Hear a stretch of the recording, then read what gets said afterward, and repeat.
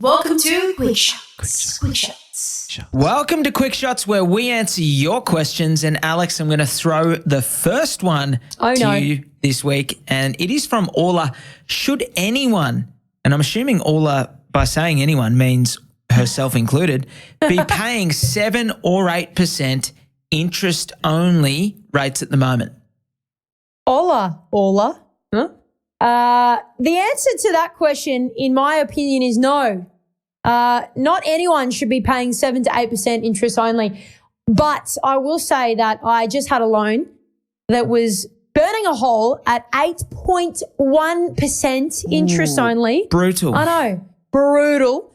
It was with a third-tier lender, and that was the opportunity that I had a couple of years ago.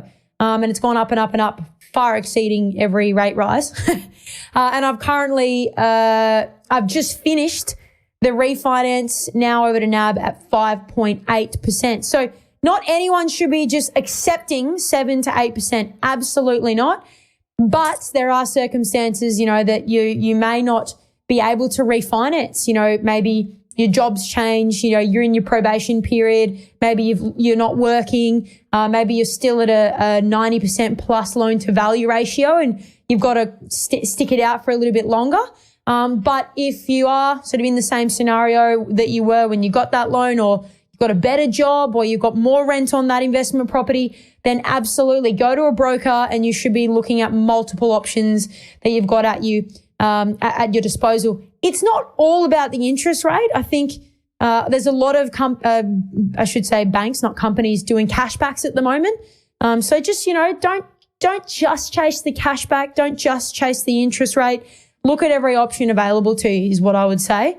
And don't just cop 7 or 8%. Roll up the sleeves and hustle with a broker.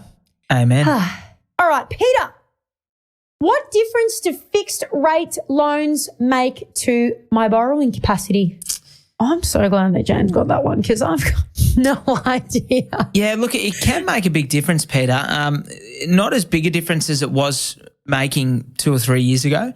So the majority of the banks used to give you either 2.5% above whatever rate you're paying, or they had a rate that was their sort of minimum that they'd take into account when determining if you could service a loan.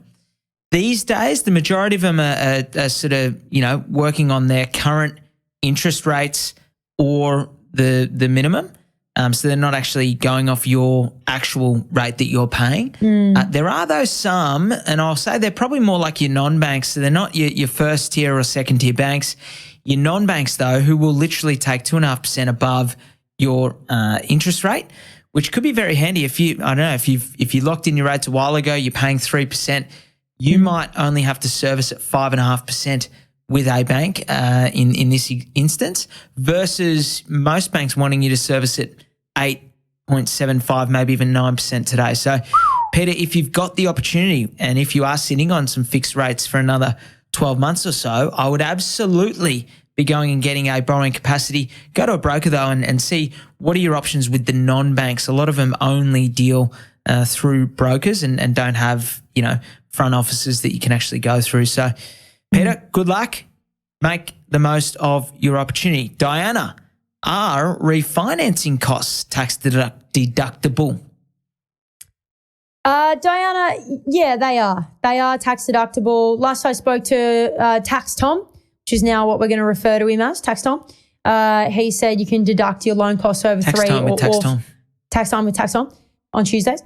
At Taco Tuesdays, that is. And he said, yeah, you can deduct them over 3 to 5 years. But really, Diana, you shouldn't have hefty fees or even, I guess, fees of significance with a refinance now. I just did a refinance recently. I feel like I'm always refinancing. What's going on?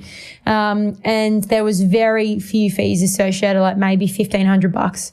And sometimes if you've got a really low LVR, you can absorb those into your refinance. So your fees should be very, very little, but to answer your question, yes, they are tax deductible. And that pretty much wraps up Quick Shots for this week. Yep. Thanks for sending in your questions. Keep them coming if you've got them. And thanks once again to all the well wishes. I've had quite a lot of you sending me little notes of well wish. Thank you. He's a special guy. Thanks for listening to another episode of The Double Shot with your favourite cousins, Alex and James Fitzgerald. If you've got a burning question or something we absolutely need to talk about on the pod, please write to us. Both of our emails are in the show notes. For little real estate tidbits and a little bit of banter, a lot of banter, you can follow us on the gram. Our handle is thedoubleshot.podcast. That, my friends, is thedoubleshot.podcast. Until next time, think of us when you sit back and sip your next double shot.